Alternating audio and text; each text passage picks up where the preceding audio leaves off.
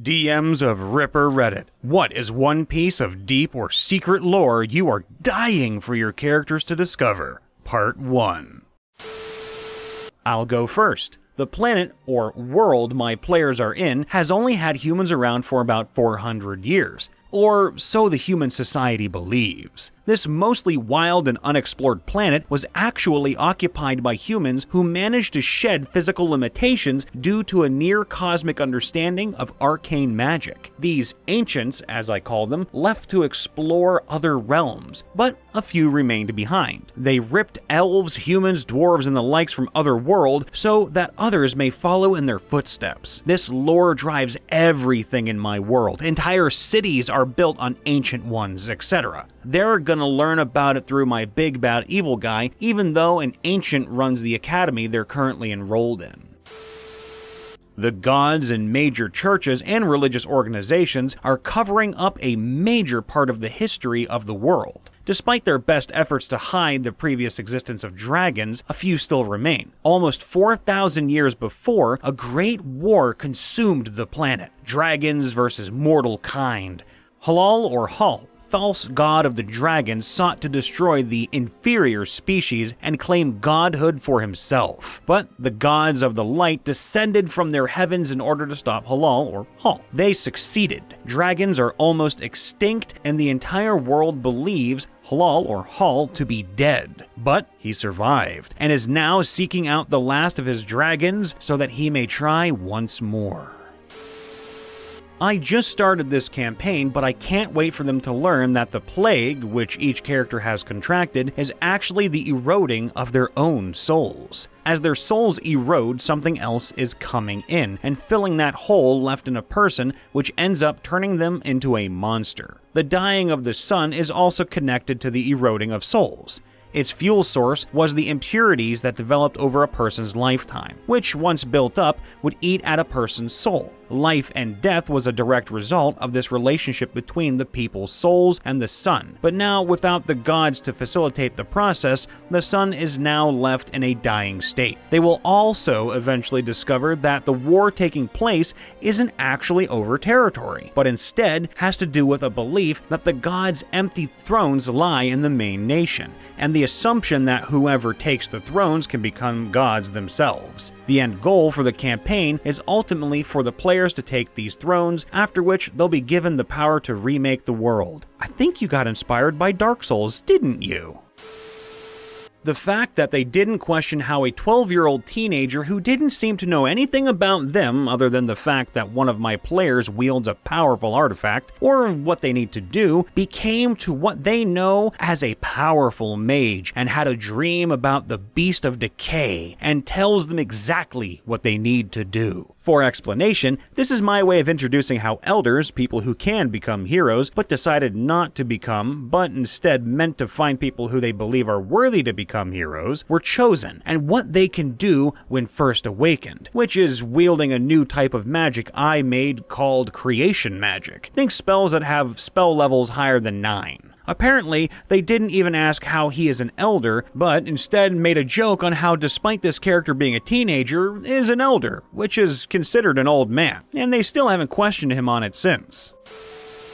While not necessarily dying for them to find it, as the campaign gives them a bunch of information about the lore, and it's the first campaign of this world, my favorite piece of hidden lore in my world is that the head of the main pantheon of gods isn't truly the most powerful. While Odin may be the all-father of humanity and seen as the highest of the divine, it is Sol, the god of the sun and stars, that is truly the most powerful. The reason why mortals don't know the power of Sol is that Sol doesn't care about fame or his appearance as a god. He's a true neutral character, so while he has nearly infinite power over the cosmos, he only ever uses it to maintain the balance between the realms.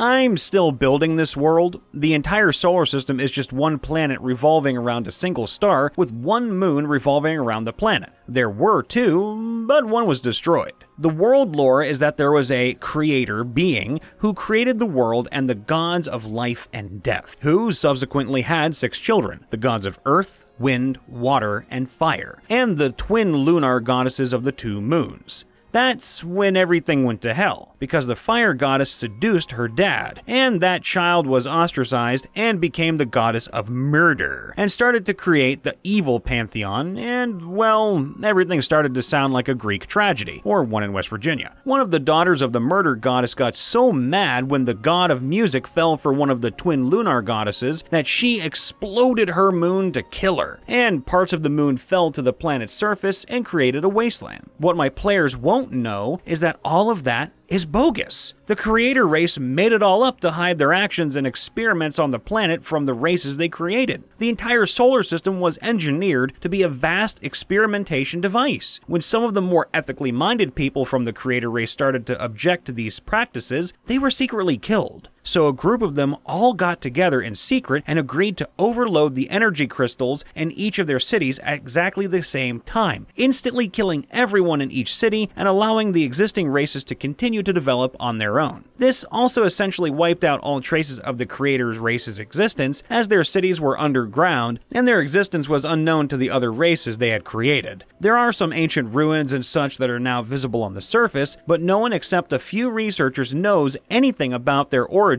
and all those researchers really know is everywhere these ancient ruins exist, there's a very faint humming sound coming from within them.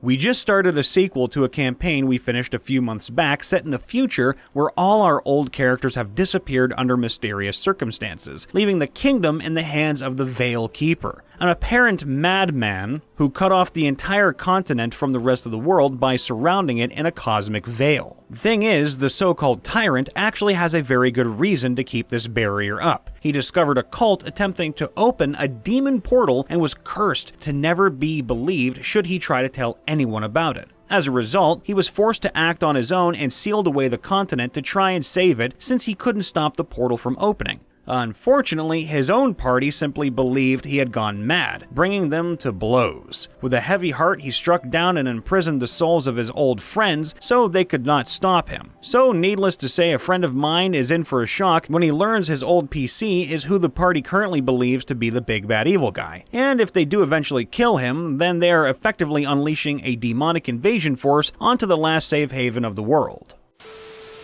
It's not really about lore, but since I'm just starting with the DM role, I made this astral plane ruled by 3 Saint Trolls. This whole place is completely random and kind of like a simulation or a weird dream characters go through when they're asleep. It is a series of one-shots with different scenarios. Pretty good for not only training DM role, but also a chance for players to test out their characters before they venture to some serious long adventure. Now, since I was a huge achievement hunter in the past, I love to fill these scenarios with hidden achievements and Easter eggs. That gives players some cool stuff that they can take with them to another scenario. They can't take it with them into reality though. During first scenario, they found 1 Easter egg and managed to unlock 1 achievement. I can't wait for them to find more during other one-shot scenarios. That the High King overseeing all the other kingdoms aided in the culling of 1,000 dragons in ages past in exchange for godhood. And his other half, the big bad evil guy, is trying to dethrone him because the High King took his portion of power and used it all for himself, remaking the planet how he saw fit, driving the drow underground, isolating the giants in a separate nation, segregating each race to a separate nation, with 3 being for humans, 1 for each of the others. I even have detailed maps, true and false, for of the world, with some nations being absent and their borders being in vastly different places. There's some lore as to why the maps are different, but if they investigate, they would find some big holes in the stories. Alas, they took a decent loan from the High King to instead work on funding a town. For a little context, in this universe, the Titans, Greek, Celtic, Norse, and Egyptian gods are being used in addition to Bahamut and Tiamat, and all the mythology that you have heard from these pantheons happened during the Mythic Age. The place names are all different because the plane of existence they are on is homebrewed, but I wanted the cultures and stories to be familiar enough that it seemed like the characters had always been a part of this world, instead of thrusting into it with absolutely no historical or cultural context. The events that started the Age of Black Winter In this universe, the Titanomachy took place where this kingdom is all the gods from the aforementioned pantheons were involved, and the whole valley it's situated on is on top of the resting place of Cronus' body. The children of the Titan Atlas, the Hesperides, settled on top of it because Atlas was loyal to Kronos and they wanted to be close to his remains. They later discovered that the bodies of the gods and titans were tethered to the weave, and when one is killed, their body decays into wild magic or dark magic. Kronos' body was decayed into wild magic, and the Hesperides erected standing stone circles similar to the ones found in Scotland, as well as that draw up the wild magic from Kronos' decaying body. They intended to weaponize it against the new gods, Olympians, Aesir and Vanir, Aoc, House of Ptah, etc., etc., and seek revenge against the death of Kronos and Zeus, imprisoning Atlas by chaining him to the four corners of the cosmos. Well, this backfired and wiped out the entire race of the Hesperides, and the cumulative wild magic caused a caldera in the east to erupt, spreading ash over the entire northern part of the world, which was called the Age of Black Winter. Incidentally, Black Winter is what caused all the races to leave what was essentially the Garden of Eden for this world and settle in different places. The dwarves went to the mountains and built underground cities to escape the ash. The elves took to the forests and lived in the trees, which they used magic to keep alive, and today that forest is known as the Forever Wood. The humans went south to the desert regions, and the Fae, anything that isn't human, elf, or dwarf, just kind of made do wherever they could. When the ash finally settled, all the races, except for the dwarves, started to move around again, and they eventually populated the entire plane of existence. Hey everybody, Brian here. If you're looking for part 2 of this entire video, it's going to be uploaded simultaneously on my channel, Brian Vaughn VA, which you can see linked in the description, in the comments, and at the end of this video. So head on over, leave a like, subscribe to my channel, and let me know in the comments that you've actually made it over there. With that said, of course, leave a like here, subscribe, and ring that bell so you can get notified when we upload or go live. And if you want to submit a story to us, head on over to our subreddit r/MrRipper and toss one in over there. All the love, everybody. If you want some more positivity, you want to hear the rest of this story, head on over to my channel now. I'll be waiting for you. All the love. See you next time.